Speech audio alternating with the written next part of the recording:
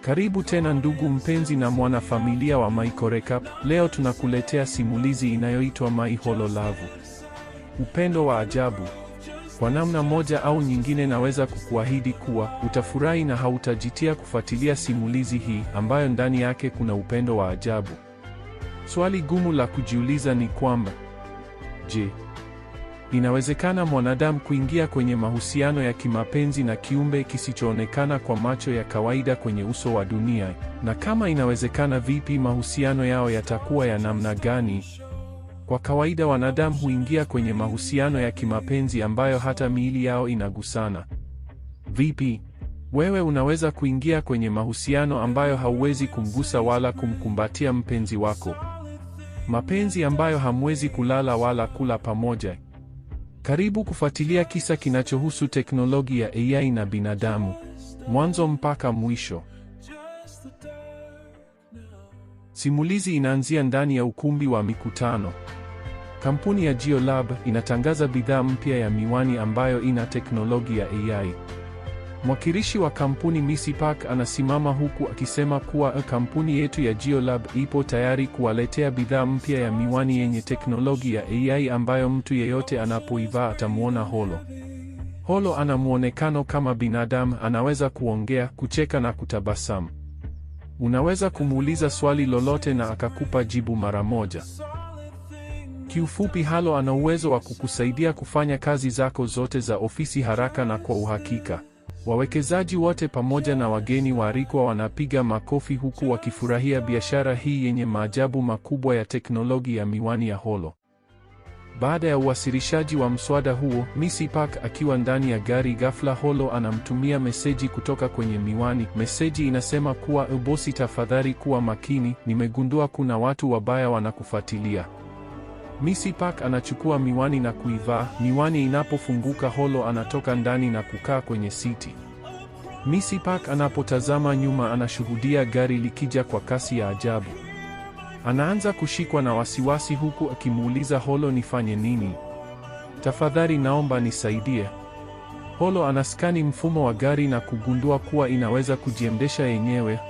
Holo anasema, gari hii inaweza kujiendesha yenyewe. Missy Park anamwambia dereva aachie usukani ili Holo aweze kuendesha kwa teknolojia ya AI.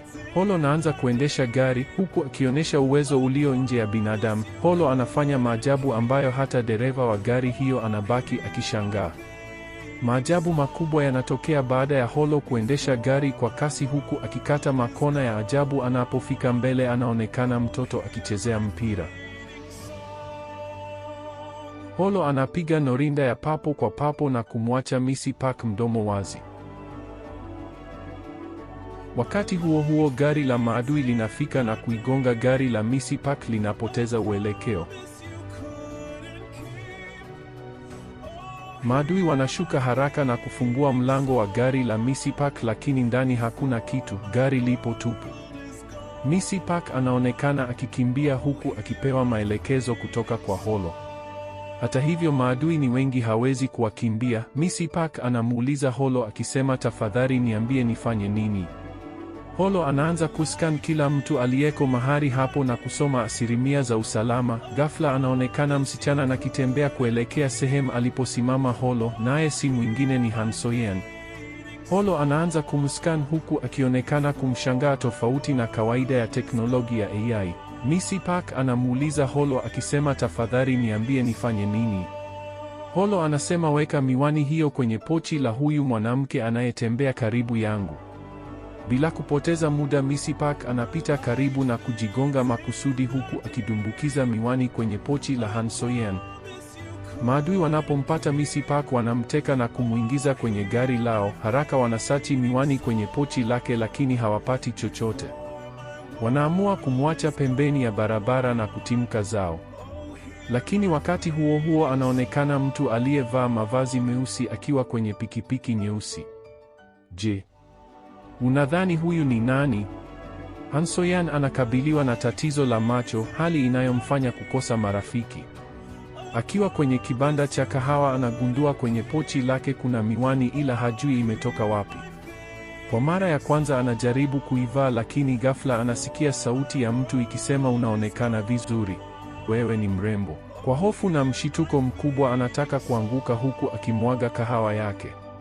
Mbele amesimama robot aitwaye Holo ambaye ana muonekano sawa na binadamu. Lakini anashangaa baada ya kugundua kuwa Holo hajaloa baada ya kumwagikiwa na kahawa. Han So-yeon anaivua haraka huku akiwa haelewi kilichotokea. Lakini anapovua miwani Holo anapotea, haonekani. Akiwa nyumbani amekaa juu ghorofani, anaonekana akiwa mwenye mawazo, anahisi kutengwa. Anajifariji akisema ni vizuri kuwa mwenye. Pamoja na kujifariji, lakini bado huzuni inazidi kuwa kubwa. Hajawahi kupendwa wala kupata mpenzi tangu alipopata ajali iliyosababisha kupata ugonjwa wa kutoona vizuri. Ghafla anakumbuka kuwa alipovaa miwani Holo alimsifia kuwa yeye ni mrembo. Anachukua miwani na kuivaa huku akijitazama kwenye kioo.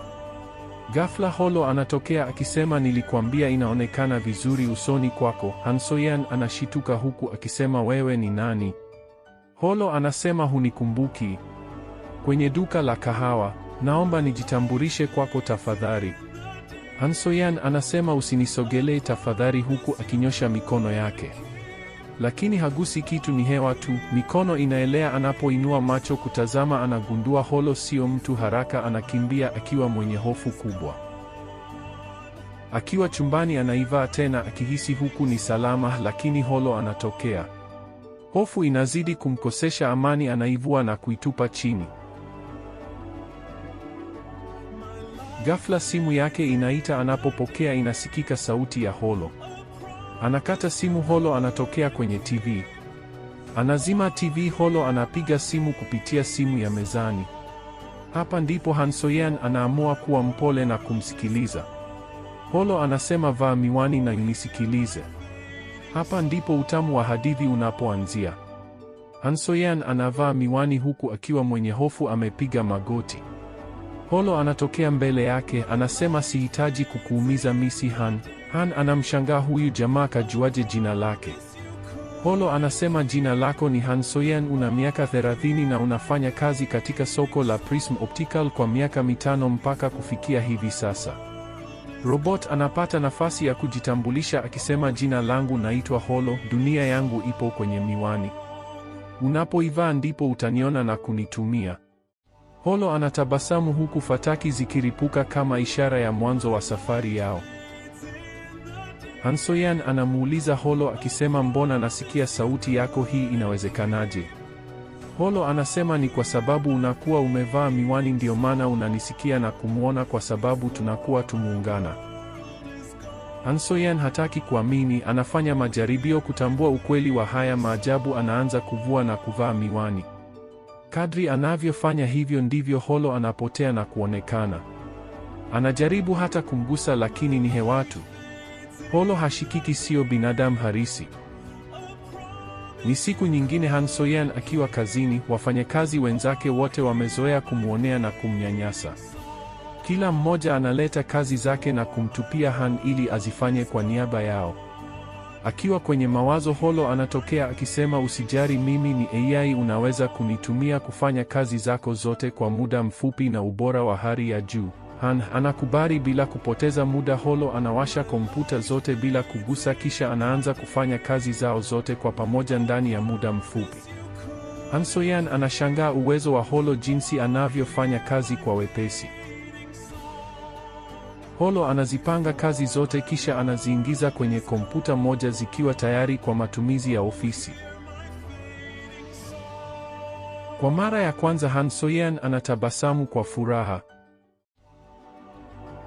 Taratibu anaanza kujiamini mbele ya watu na kumzoea Holo. Akiwa kazini, Holo anakuwa pembeni yake. Hata hivyo, Han anaanza kuona vizuri na kuwatambua watu. Anapoivaa miwani ya Holo anahisi furaha na kuanza kusahau shida alizopitia huko nyuma. Han So-yeon anashangazwa na upendo wa AI. Holo anamfariji na kumfanyia ahisi furaha wakati wa shida. Anapokuwa akilia, Holo anakuwa karibu yake huku akionyesha upendo mithili ya binadamu. Kinachomfanya kulia zaidi kwa uchungu ni kwamba upendo anaostahili kuupata kwa wanadamu anaupata kwa Holo ambaye si binadamu halisi. Hapa hata kama ni wewe lazima uhisi kuchanganyikiwa. Holo anafanya vituko ili Missy Han afurahi. Anasimama mbele yake huku akicheza kwa madoido, jambo linalomfanya Missy Han kucheka kwa furaha. Missy Han anajikuta akisimama na kucheza akiwa mwenye furaha. Watu wanaopita barabarani wanamshangaa kwa kuwa hawajui kitu kinachoendelea, kwa sababu ili umuone Holo lazima uvae miwani. Wakati huo huo, anaonekana mtu aliyevaa mavazi meusi akiwa kwenye pikipiki nyeusi anaendelea kumtafuta Han. Haijulikani anataka nini, lakini anapovua element kichwani sura yake inaonekana vizuri. Huyu ni bosi Nando, mmiliki wa kampuni ya Jio ya utengenezaji wa miwani ya AI. Anafanana na Holo kwa kila kitu japokuwa yeye ni binadamu halisi. Anaonekana akipanda juu gorofani. Missy Han anapata usingizi anapotaka kuegemea begani kwa Holo, anapitiliza mpaka chini. Nando anapofika mikono yake inanyoka mpaka kwenye miwani, anaichukua na kuivaa. Holo anatokea hapa. Tunawaona watu wawili wanaofanana kama mapacha. Je, unadhani ni kwa nini Nando aliamua kumtengeneza robot anayefanana naye? Kuna siri gani nyuma ya Holo ambayo sisi hatuijui? Endelea kufuatilia mpaka mwisho ili tujue siri iliyojificha nyuma ya pazia. Han So-yeon anapoamka anamuona Nando kwa mawenge kwa sababu hana miwani ya Holo. Akiwa amelewa anaongea akisema, kiukweli wewe unaonekana kama binadamu halisi, huku anamsogelea akihitaji kumgusa. Ghafla anapoteza balansi yake, anajikuta amemwangukia Nando na kumpiga busu bila kujitambua. Lakini hawezi kuona vizuri kama hana miwani, hivyo anashituka tu kuwa huyu ni binadamu halisi japokuwa sura yake haitambui vizuri. Anaishia tu kusema wewe ni nani? Huku akigusa uso wake na kutambua hana miwani. Haoni vizuri lakini ananyakua miwani na kukimbia. Hapa tumepata kutambua ukweli na asiri ya miwani ya Holo. Nando anaporudi nyumbani anaonekana kuwa mwenye furaha huku akifanya michezo na kufurahia utajiri wake, na hapa ni ndani ya kampuni yake ya Jio Lab. Ni siku nyingine. Han So-yeon anamwambia Holo kuwa anahitaji twende shopping. Holo anamuuliza akisema, shopping, unaenda kufanya nini huko? Han anajibu akisema, sijawahi kumpatia mtu zawadi ya nguo, hivyo nahitaji nikupatie zawadi ya nguo. Upande wa pili, Nando anaanza kukasirika baada ya kusikia kupitia vinasa sauti vilivyopo kwenye miwani Han So-yeon akimwahidi Holo zawadi ya nguo. Anaonekana kuwa mwenye wivu, lakini haijulikani ni kwa sababu gani. Wanapofika dukani, Han anachangua nguo huku Holo akiendelea kujaribu kuona ipi itamkaa vizuri. Hata hivyo, uvaaji wake sio kama binadamu, yeye ana kopi na kupeuti papo hapo bila kugusa nguo. Missy Han anafurahia, ni kama ndoto kila kinachoendelea kwa sababu ni yeye tu anayeweza kumuona Holo. Furaha iliyokuwa imepotea katika maisha yake sasa imerejea. Hali tena, bali amekuwa ni mtu wa kufurahi na kutabasamu. Holo amekuwa ni zaidi ya kila kitu katika maisha yake.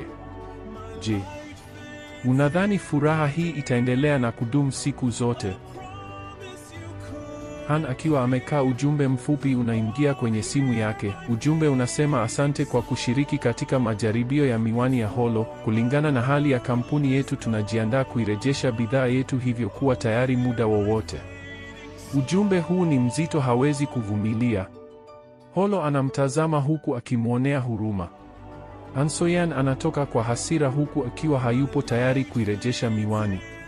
Han anamwambia Holo kuwa sipo tayari kwa hili kwa sababu baada ya kukutana na wewe maisha yangu yamebadilika. Holo, wewe sio kama wanaume wengine, wewe unanisikiliza na kunijali. Ndani ya kampuni ya Jio Lab anaonekana Nando akiongea na Holo. Nando anamlalamikia Holo kuwa baada ya kukutana na Han So-yeon umebadilika kabisa, niambie kwa nini? Holo anasema, ninajihisi kama natakiwa kuwa karibu yake muda wote. Nando anakasirika, hataki Holo kuwa karibu na Han. Baada ya ugomvi huo, Nando anafanya maamuzi magumu, anaamua kwenda kuichukua miwani kwa Han So-yeon. Lakini akiwa barabarani karibia na Soyan anapata ajali mbaya, pikipiki yake inaseleleka huku akikaribia kugongwa na magari. Soyan anashuhudia tukio hilo likimfanya kuganda kama kapigwa na shoti ya umeme. Wakati huo huo, nguzo za umeme zinapokaribia kumdondokea, haraka Nando anawahi na kumwokoa. Dhamira ya kumnyang'anya miwani imegeuka na kuwa uokoaji. Upande wa Soyan anaonekana akiwa na Guangwo, kiongozi wa soko la Prism Optical. Guangwo anahitaji kuwa na Han Soyan, lakini katikati ya mazungumzo yao Guangwo anagundua kuwa Soyan yupo bize kuchati kwenye simu yake kuliko kuzungumza naye. Ukweli ni kwamba Guangwo anaposema au kuuliza kitu, Soyan anasubiria maelekezo kutoka kwa Holo ndipo anatoa jibu. Hali hii inamfanya Guangwo kuhisi dharau kutoka kwa Soyan. Holo anatokea na kucheza. Soyan anacheka huku akisema, "Oh, samahani, wimbo huo umenikumbusha zamani." Lakini tunamshuhudia Nando akiwa pembeni akishuhudia kila kinachoendelea. Ni wazi kwamba kuna kitu kwenye moyo wake, huenda anampenda Soyan. Ni siku nyingine, Han Soyan na Guangwo wamekutana tena mgahawani ili mazungumzo yao yaendelee. Leo Soyan anataka kukuambia ukweli kuhusu miwani yake. Wakati huo huo, upande wa kule katika kampuni ya Jio, Nando anatoa amri mfumo wa AI ufungwe kwa sababu ana wivu. Bila kupoteza muda, wafanyakazi wanaanza hatua za kuuzima mfumo. Upande wa mgahawani, Guangwo anamuuliza Soyan akisema, "Tafadhali niambie, huyo rafiki yako unayekuwa ukichati naye kila wakati yuko wapi?" Bila kujua changamoto inayokuja, Han Soyan anajibu akisema, "Kiukweli kuna jambo nahitaji kukuambia Guangwo, ni kuhusu huyo rafiki. Yeye si binadamu kama unavyodhani. Ni rafiki ambaye namuona nikivaa miwani hii, lakini bila kuivaa siwezi kumuona. Chukua uvae miwani yangu, utanielewa ninachokisema." Wakati huo huo, mfumo wa AI unafungwa. Holo hawezi kuonekana tena kwenye miwani. Hata Soyan anaanza kutoona vizuri. Guangwo anapojaribu kuivaa miwani ya Holo haoni chochote. Soyan anamuuliza Guangwo akisema, "Umemuona?" Lakini jibu lake linasema, "Kuona nini?" Soyan anachukua miwani na kuivaa, lakini hali imekuwa tofauti. Holo haonekani tena. Tayari mfumo umesimamishwa kwa sababu ya wivu wa Nando. Holo amegandwa, hawezi tena kufanya kazi. Guangwo anahisi kuwa Soyan ni mwongo, anahitaji kumpotezea muda wake tu. Anaamua kuondoka huku akiwa amekasirika. Kitendo hicho kinamfanya Soyan kuumia, anahisi kutelekezwa na Holo muda wote. Analia kwa sababu rafiki yake aliyekwisha kumzoea haonekani tena. Akiwa amekaa nje amekata tamaa. Ghafla anahisi kuna mtu nyuma yake. Anapogeuka anaonekana Nando. Lakini yeye hajui kama huyu wa sasa ni binadamu. Yeye anaamini kuwa Holo amerudi. Nando anasema, "Samahani kuhusu Guangwo." Soyan anajibu akisema, "Hapana, siyo makosa yako, ni kwa sababu ya hivi nilivyo. Ananichukia kwa sababu anajua mapungufu yangu. Tazama, ninakosa kujiamini kwa sababu ninategemea msaada wako. Sijioni kama wasichana wengine. Nakosa upendo, sijawahi kupendwa kama wengine. Lakini kukutana na wewe, maisha yangu yamebadilika kwa sababu wewe unanisikiliza, kunijali na unanielewa." Nando anasema, "Ninafurahi kwa jinsi ulivyo. Mimi pia ni kama wewe. Kusema ukweli, mimi sina mtu yeyote katika hii dunia ila ni wewe pekee niliye naye katika maisha yangu." Muda huo huo, Nando anasema, "Nahitaji kuondoka, kampuni yangu inaniita." Lakini Soyan anamuuliza Holo akisema, "Tafadhali niambie, utarudi kwangu tena? Tunaendelea kuwa pamoja?" Nando anasema, "Ndiyo, nitarudi. Unafahamu kuwa sisemagi uongo." Hapa tunaona uwezo wa Nando kuigiza kama AI, yaani hata Soyan ameshindwa kugundua. Baada ya mfumo kufunguliwa, Holo anaendelea kuonekana katika miwani. Han Soyan anamuuliza akisema, "Tafadhali niambie ukweli, hivi inawezekana mwanadamu kupendana na AI?" Holo anasema haiwezekani kwa sababu mwanadamu ana hisia lakini AI hana hisia. Kiufupi jibu ni hapana, haiwezekani AI kuwa kwenye mahusiano na mwanadamu. Wakati huo huo, maadui wanaotaka miwani ya AI wanahaki mfumo wa AI. Holo anaganda, hawezi tena kufanya kazi. Wanaanza kumfukuzia Soyeon ili wachukue miwani. Nando anakuja haraka kumsaidia, lakini GPRS inashindwa kumpata Soyeon mahali alipo. Kwa bahati mbaya, Han Soyeon anakamatwa na kuingizwa kwenye gari. Wanapoanza kuondoka, wanapiga simu kuwa miwani wameipata. Nando anapofika tayari mfumo wa AI umekaa sawa, anatoa maelekezo kwa Holo awashe magari na kuziba njia. Holo anawasha magari, yanakuja kwa kasi na kuigonga gari la maadui, wote wanazimia.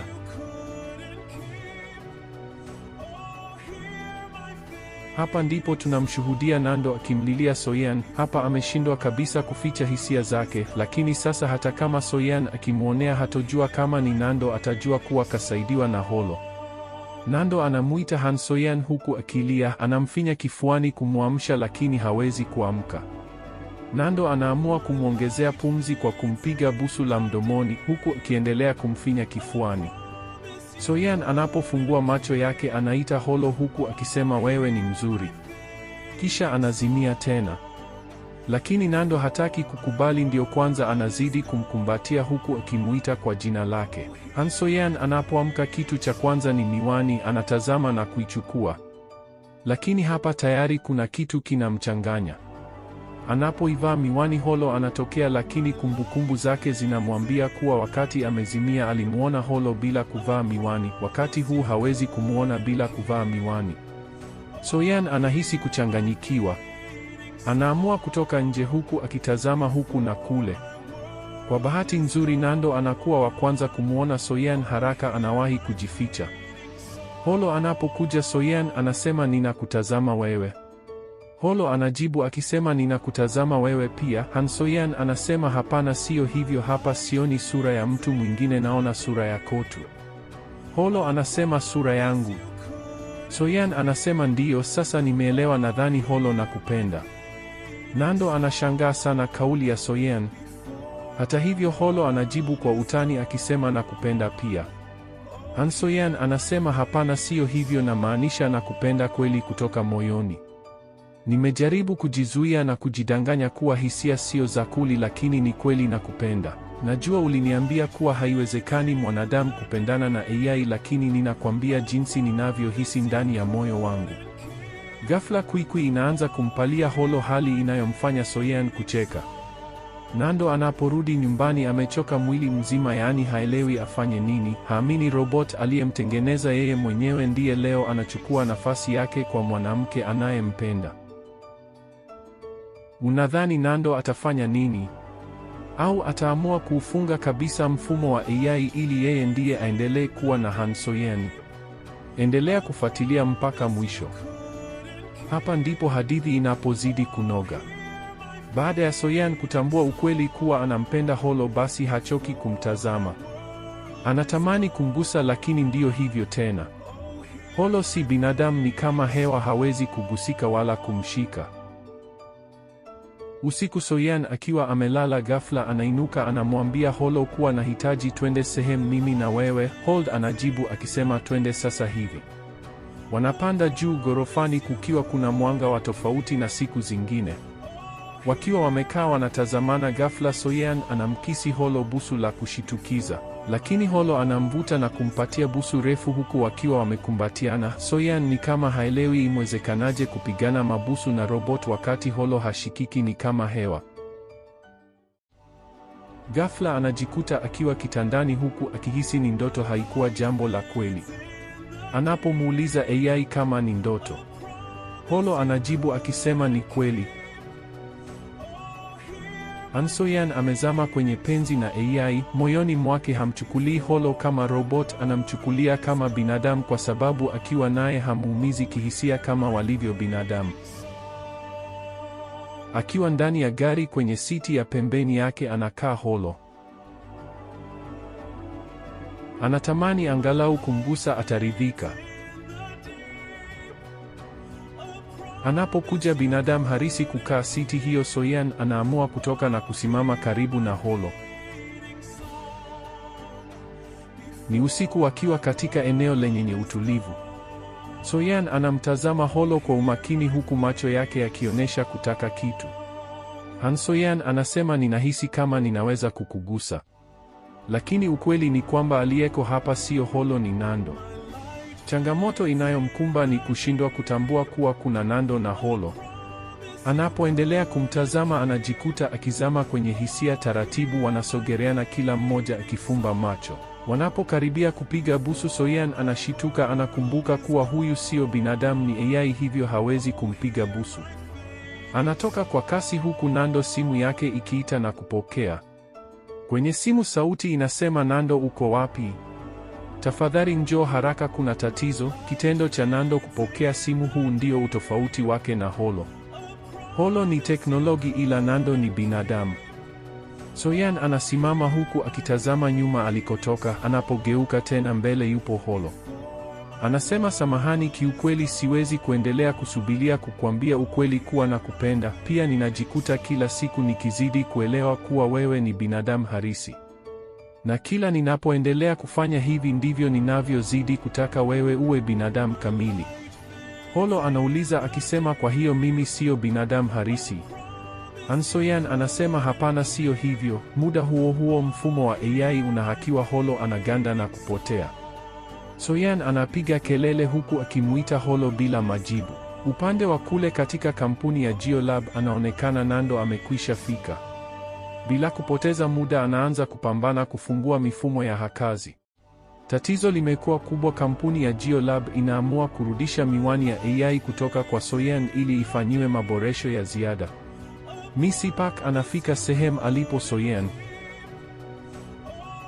Anasema, habari Missy Han, tunakushukuru na kukupongeza kwa ushirikiano wako katika majaribio ya miwani yenye teknolojia ya AI. Sasa tunahitaji kurudisha miwani hiyo katika kampuni yetu ya Geolab.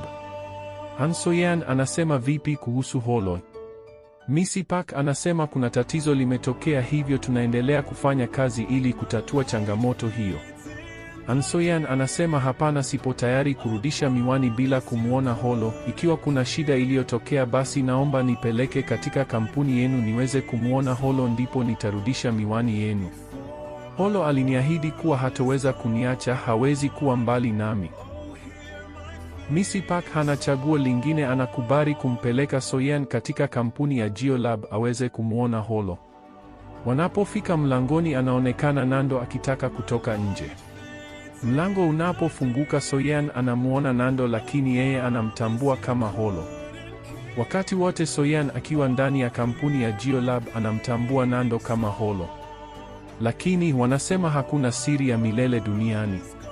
So-yeon anaanza kuhisi kuwa kuna wakati anamgusa na kumshika Holo. Sasa leo amepanga kujua ukweli wote. Wakiwa nje ya kampuni, So-yeon anamuuliza Nando akisema, tafadhali niambie ukweli, wewe ni Holo? Wakati huo huo gari la maadui linafika, wanashuka kuwakamata. Hapa Nando anakosa chaguo kabla hajasema kitu. Anawaza kumwokoa So-yeon anapomkamata mkono ili wakimbie. Hapa ndipo ukweli wote unawekwa hadharani kuwa Nando sio Holo. So-yeon anabaki akishangaa kinachoendelea. Nando anasema, tutazungumza baadaye kwa sababu ni vyema kuokoa maisha yako, huku wakianza kukimbia. Wakati huo huo, upande wa kule katika kampuni ya Geolab, Holo anaanza kuamka.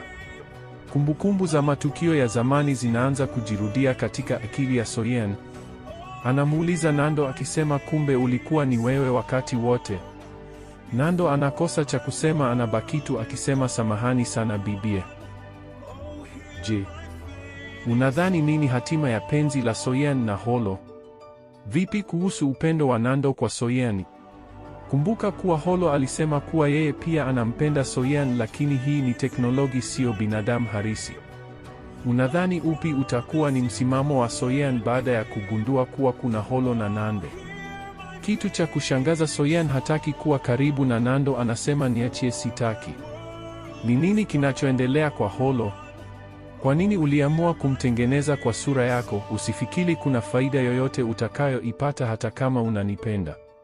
Ghafla simu inaita, anapokea. Sauti inasema, bosi, kuna habari njema. Holo anaamka. Wanapofika ndani ya kampuni ya Geolab, tayari mfumo wa AI umekwisha kaa sawa. Holo ameamka. So-yeon anamsogelea akisema, Holo, hapa utashangaa. Holo anasema, tunafahamiana? Kwani wewe ni nani? Kila mtu anachoka na kubaki kushangaa. Holo kapoteza kumbukumbu zake, anamkumbuka tu Nando. Jitihada za kuhakikisha kumbukumbu za Holo zinarudi zinaanza. Nando na Soyeon wanaanza kushirikiana kutengeneza matukio yanayofanana na matukio yaliyotokea mwanzoni wakati Holo akikutana na Soyeon mara ya kwanza. Nando anamwambia Soyeon atembee. Hapa tunaona wakati anapotembea taratibu, Holo anaanza kukumbuka hatua za Soyeon, jinsi alivyokuwa akitembea siku ile ya kwanza. Holo anasema, hivi ndivyo tulivyokutana mara ya kwanza. Soyeon anamuuliza Nando akisema, nini kinaendelea? Kwani Holo anasema nini? Nando yupo kimya, hataki kuongea. Soyeon anasema, kama hautaki kuniambia nitafuatilia mwenyewe, huku akiondoka. Ghafla sauti ya Nando inasikika akimuuliza Soyeon kuwa unalikumbuka jina la mtoto aliyekuwa akiitwa Nando? Soyeon anasimama huku akionekana kushangaa. Nando anasema, hili ni jina langu la utotoni. Kumbuka inakuja kichwani mwa Soyeon. Hapa ndipo anagundua kuwa huyu sio mtu baki bali ni mtu wake wa karibu tokea utotoni. Walikuwa marafiki wanaopendana, japokuwa kuna changamoto zilitokea ambazo ndiyo sababu ya Soyeon kupata matatizo ya ugonjwa wa macho. Taratibu Soyeon anaanza kuwa mpole na msikivu anapokuwa na Nando. Soyeon anamkubali Nando, na safari yao ya mapenzi ikianzia hapa. Simulizi inafika tamati baada ya Holo kurudisha kumbuka, huku akifanya kazi kubwa ya kuwaunganisha Nando na Soyeon. Holo anasema furaha yake ni kuona Nando na Soyeon wanakuwa na furaha. Yeye ni AI, hawezi kupenda wala kupendwa. Ni vyema upendo na mahusiano ya kimapenzi ikawa ni baina ya binadamu kwa binadamu. Kwa sasa mapenzi ni kwa ajili ya viumbe hai, hasa binadamu harisi. Nami ninakushukuru sana kwa sapoti kubwa unayonipatia. Usisahau kusubscribe, kulike na kukomenti chaneli ya Michael Recap ili kupata simulizi kali na tamu za kusisimua.